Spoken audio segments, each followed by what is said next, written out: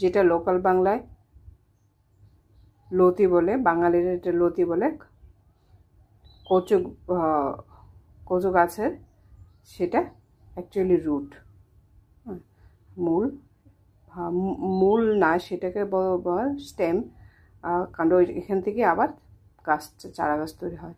তো ওইটা আমি কেটে ভিনিগার দিয়ে হালকা বয়েল করে নিলাম, নিয়ে হলুদ, লঙ্কা, লবণ আর একটু জিরা গুঁড়া দিয়ে সেটাকে ম্যারিনেট করে রাখলাম।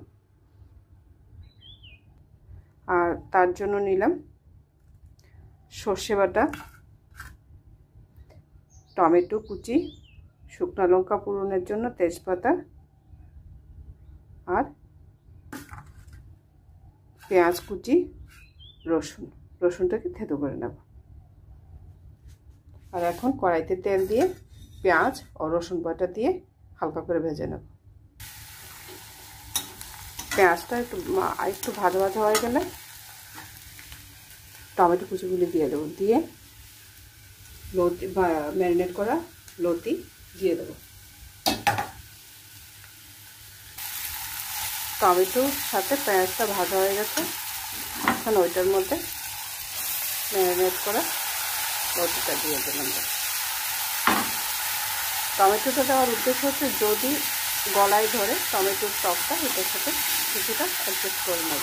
এখন এটাকে হালকা আছে ভাজতে থাকবো, একটু ভাজা ভাজা হয়ে আসলে একটু সরিষা বাটাটা দিয়ে দেবো।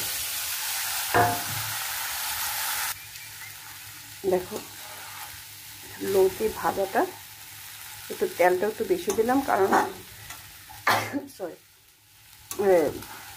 একটু তেল, পেঁয়াজ, রসুন আর ভিনিগারে এটা বয়েল করার মানে হচ্ছে যাতে গলায় না ধরে।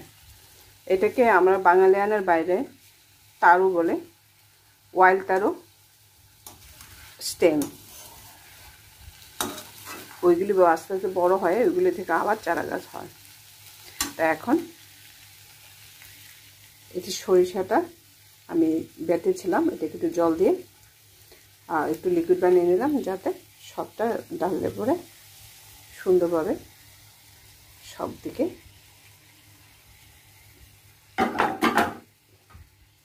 ভালোভাবে মিশে যায়।